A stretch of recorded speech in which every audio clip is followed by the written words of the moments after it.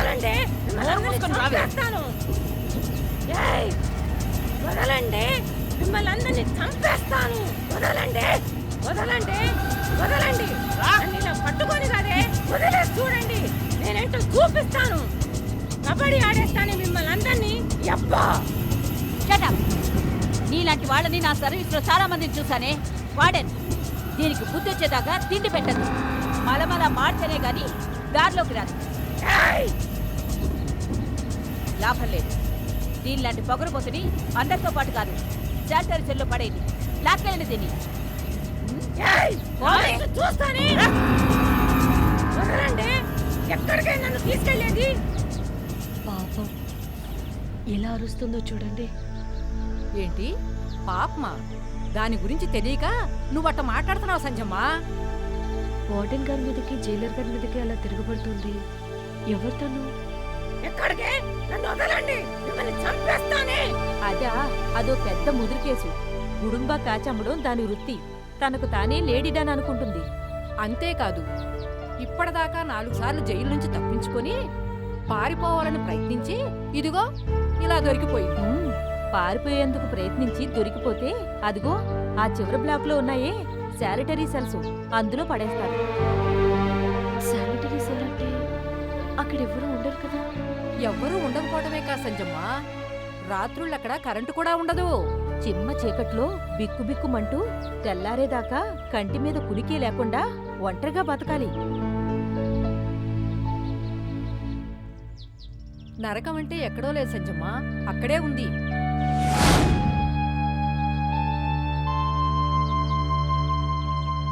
చంపేస్తాను. సంజమ్మా, దాన్ని చూసి జారిపడుతున్నావా?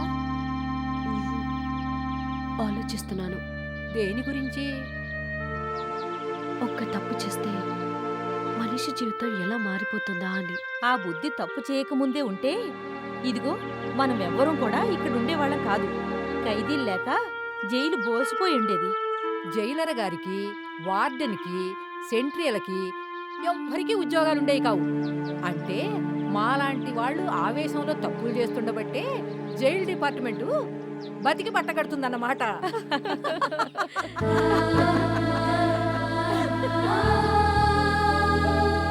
జైలు ఆడదాని బతుకే ఒక జైలు. అడుగడుగున నిర్బంధమే, అడుగడుగున అణచివేతే. పుట్టినప్పటి నుంచి చనిపోయేదాకా.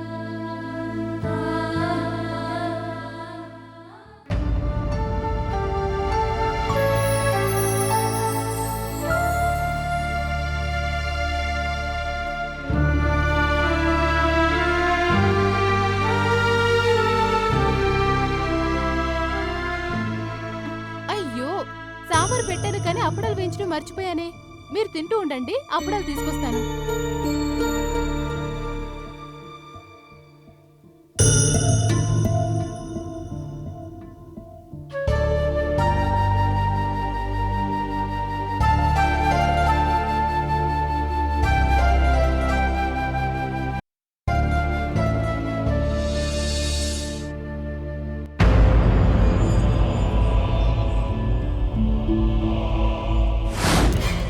హత్య చేసింది కాబట్టే, పోలీసులకి దొరికిపోతానని భయపడింది కాబట్టే అది కోర్టుకొచ్చి లొంగిపోయింది. అంతేకాని ఎవరినూ రక్షించడానికి కాదు, చెయ్యని నేరాన్ని నెత్తి మీద వేసుకుని కాదు.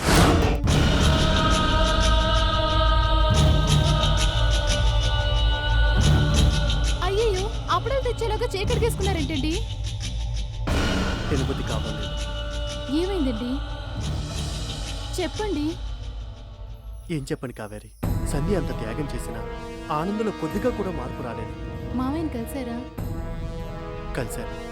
ఎక్కడ? బిల్డర్స్ మీటింగ్ దగ్గర. ఆస్తి మొత్తం మళ్ళీ తన చేతికొచ్చిందన్న అహంతో వెర్రవీగితో మాట్లాడాడు. చెయ్యి నేరాన్ని తన మీద వేసుకొని సంధ్య జైల్లో కూర్చుంటే తప్పు చేసింది కాబట్టి అనుభవిస్తుంది అని నిర్లక్ష్యంగా ఏంటేంటో అన్నాడు. శృతి మంచితనానికి, సంధ్య చేసిన త్యాగానికి విలువ లేదు అన్నట్టు. వడసలు మనిషి అయితేనే కదా. పాపం సంధ్యత జైల్లో ఎలా ఉందో, బాబుతో ఎన్ని కష్టాలు పడుతుందో. గుర్తింపు లేని త్యాగానికి అర్థమే ఉండదు అని సంధ్యకి ఆ రోజు చెప్పాను. కానీ వింటేనే కదా. ఆ రాస్కెల్ని కాపాడటం కోసం ఇప్పటికీ అదే మాట. ఏం చేయాలో తెలియడం లేదు కాదు. పోనీ రేపు మరోసారి సంధ్యత్తం చూసిరండి. కనీసం ఆ పసివాడి కోసమైనా మనసు మార్చుకోమని చెప్పండి. అలాగే రేపే జైలుకి వెళ్ళి సంధ్యని కలుస్తాను.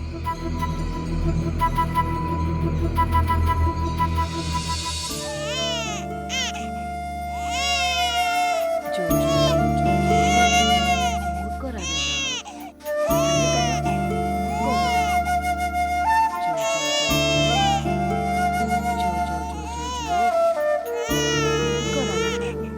నా బుజ్జి కదా, ఊరుకోకన్నా. నా బుజ్జి కదా, ఏడవకురా నాన్న.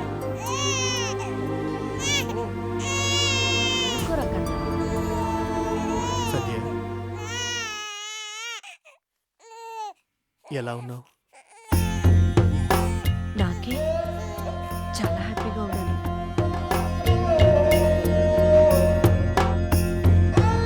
వంట చేయాల్సిన బాధ లేదు, ఎదురు చూడాల్సిన బాధ లేదు. ఒక్క మాటలో చెప్పాలంటే ఇళ్ళల్లో ఆడవాళ్ళకుంటే ఎలాంటి కష్టమో నాకు లేదు. ఇక్కడ అన్ని టైం ప్రకారమే జరిగిపోతాయి. మార్నింగ్ గంట కొడతారు, తాళాలు తెరుచుకుంటాయి, రొట్టె చాయ్ అన్నీ ఫ్రీ. ఆ తర్వాత కాసేపు మా ఆరోగ్యం బాగుండడం కోసం ఏవో చిన్న చిన్న పనులు చేస్తాం. మధ్యాహ్నం గంట కొడతారు, ప్లేటు గ్లాసు పట్టుకొని క్యూలో నిలబడతాం. ఫుల్ మీల్స్ అందరికీ ఫ్రీనే. ఆ తర్వాత కాసేపు వ్యాయామం కోసం తోటలో పనిచేస్తాం. రాత్రికి మళ్ళీ గంట కొడతారు. మధ్యాహ్నం లంచ్ అరగకముందే రాత్రి డిన్నర్ రెడీ. చపాతీలో పరోటాలో ఎవరికి ఏం కావాలంటే అవి అన్నీ ఫ్రీ.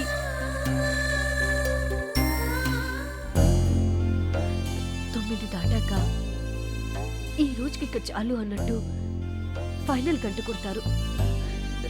తాళాలు టక్కున మూసుకుపోతాయి. సెరిబ్రల్ లైట్ గిరిగిరా తిరుగుతూ ఉంటుంది. సెంట్రీలో బూట్ల చప్పుడు ధనధనమని వినిపిస్తూనే ఉంటాయి. మస్క చీకటిగా ఉంటేనే ఆ గదిలో నేను, నాకు తోడుగా వీడు. నిద్ర వచ్చేదాకా కథలు కబుర్లు చెప్పుకుంటాం. అక్కడగా ఒక ఇల్లు ఉండేది. ఆ ఇంట్లో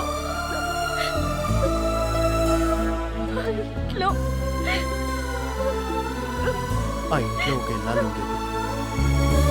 కానీ ఆ ఇల్లాల విలువేంటో ఆ ఇంటి యజమానికి తెలియలేదు. ఆ విషయం విసిరేశాడు. జాతి వజ్రాన్ని గాజు ముక్క అనుకొని బయటికి విసిరేశాడు. అయినా కూడా ఆ పిచ్చితని ఆయన బాగుండాలని తన గొంతుకు ఉడతాడు బిగించుకోవడానికి సిద్ధపడింది. ఏ ప్రతిఫలం ఆశించకుండా. ఇది కూడా ఫ్రీగానే.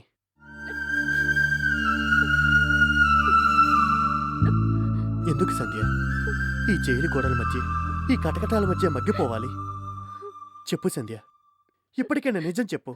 నిజం నిజం చెప్పినందుకే కదా ఇక్కడున్నాను. సంధ్య, ఎందుకు ఇలా మొండిగా మాట్లాడతావు? నిన్నిలా చూస్తూ భరించడం నా వల్ల కావడం లేదు. అయితే ఇక మీద ఇక్కడికి రాకండి. రాకుండా హ్యాపీగా ఇంట్లో కూర్చోనా? నువ్వు ఇలా అవస్థలు పడుతుంటే నేను మాత్రం. మోహన్, మీకు మాట చెప్పనా? విధిరాత అంటారు, తెలుసు కదా. దాన్ని ఎవరూ తప్పించలేరు. ఇది విధాత కాదు, స్వయంకృతం. నీకు నువ్వుగా విధించుకున్న శిక్ష.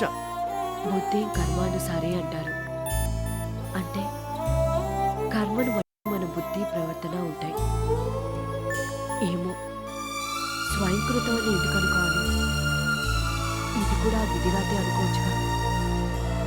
ఇలా జరగాలని రాసిపెట్టి ఉన్నందుకే ఆ రోజు కోర్టులో నేను అలా చెప్పు ఉండొచ్చు కదా. జైలు గోడల మధ్య వేదాంతం నేర్చుకుంటున్నావా? జీవితానికి అంతం దగ్గరైందని తెలిసినప్పుడు నేర్చుకోవాల్సింది వేదాంతమే కదా. అయితే నువ్వు చెప్పవు. ఆ రాత్రి ఏం జరిగిందో అసలు నిజాన్ని ఎప్పటికీ చెప్పవు. నాకు కూడా చెప్పవు అంతేనా? All right. త్యాగం చేశాననే భ్రమలో నువ్వు ఇక్కడే ఈ జైల్లోనే మగ్గిపో.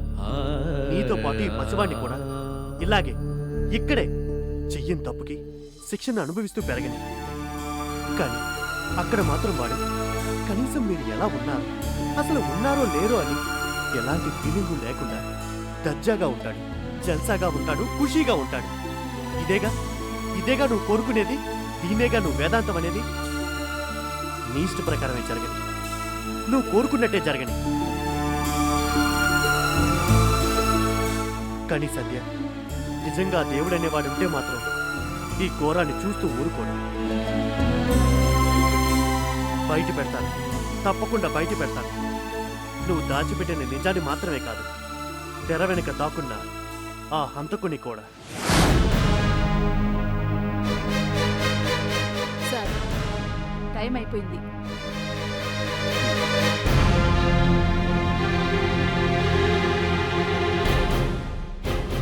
వెళ్ళొస్తాను సంధ్య.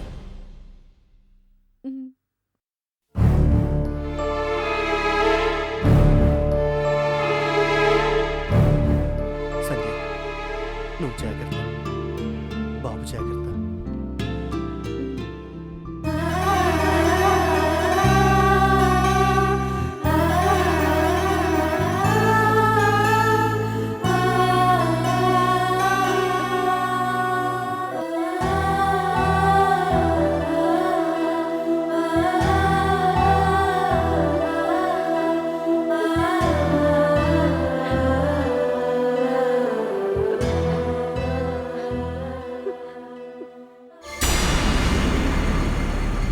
చూడు, నీకు ఇంతకు ముందే చెప్పాను, అనుకున్న టైంకి డబ్బు రెడీ చేయకపోతే ఏం జరుగుతుందో. ఏంటి వేషాలు వేస్తున్నావా? నేను గాని పోలీసుల ముందు నోరు తెరిచానో అంతకుడివి నువ్వే అని బయటపడుతుంది. ఆ తర్వాత జీవితాంతం జైల్లో కూర్చొని చిప్పకూడు తింటూ బతకాల్సి ఉంటుంది. నువ్వు ఇంకేం చెప్పినా నేను వినదలుచుకోలేదు.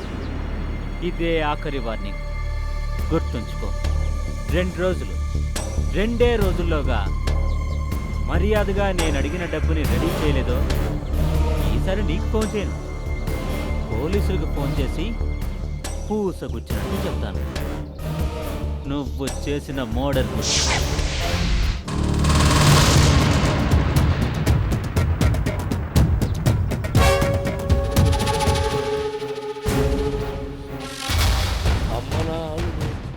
ఏంటో అనుకున్నా కొన్ని బండబడ ఏగే నీ దగ్గర ఉన్నదన్నమాట. ఈగను లాగి డొంకంతా కదిలిస్తా. తెరచాటులో ఉన్న అంతకుడు ఎవరో ఉరికమో ఎక్కేలా చేస్తా.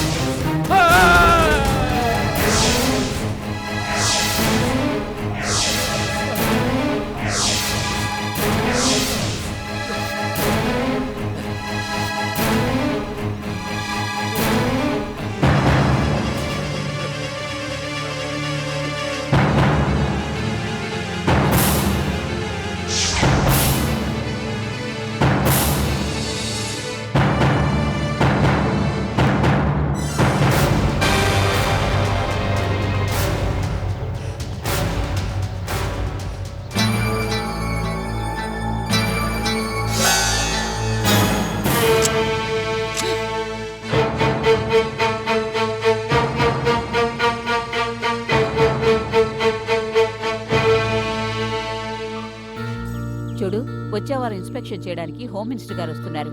ఆయన వెనకే టీవీ ఛానల్స్ వాళ్ళు కూడా వస్తారు. జైల్లో ఏ చిన్న తేడా వచ్చినా భూతద్దంలో చూస్తారు.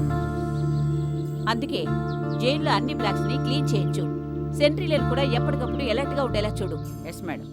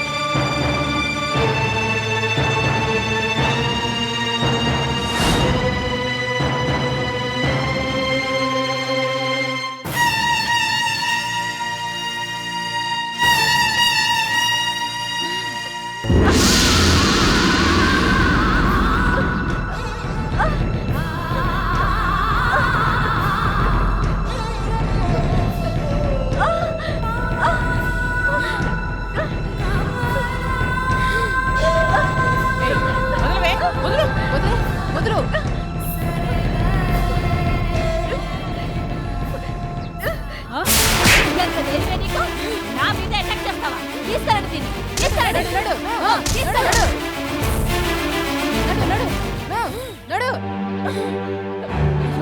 వాడు డాక్టర్ పిలు. అలాగే మేడం.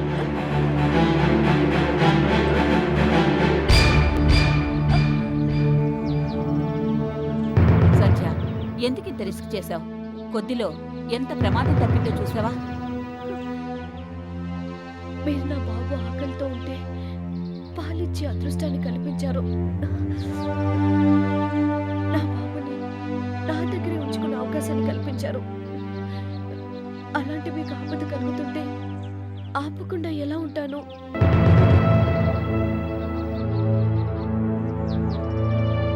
అయ్యో, బ్లీడింగ్ అవుతుంది. ఫస్ట్ ఎయిడ్ చేస్తాను కదా.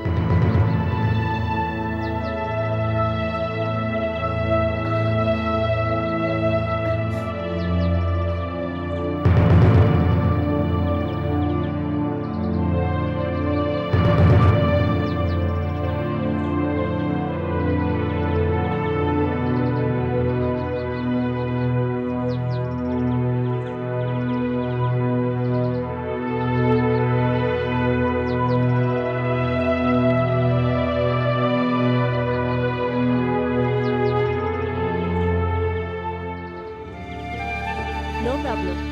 చర్మం కొద్దిగా చీలికిపోయింది అంతే. అదే సూటిగా చేతిలో దిగబడిపోయి ఉంటే చాలా పెద్ద గాయమయ్యేది. సంధ్య, నథింగ్ టు వరీ, తగ్గిపోతుంది. Thank you doctor.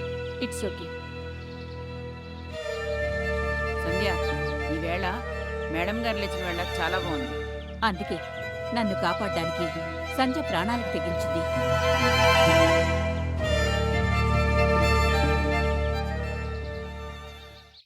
Thank you Sandhya. Please అంత మాట అనకండి మేడం.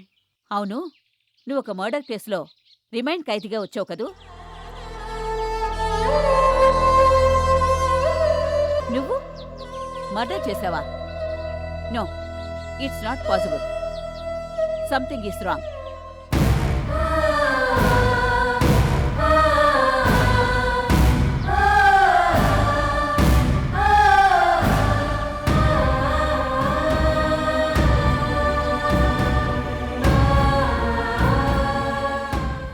నీ తల్లి లాంటి దాన్ని కనీసం నిజమేంటో నాకన్నా చెప్పమ్మా. ప్లీజ్ చెప్పు సంధ్య.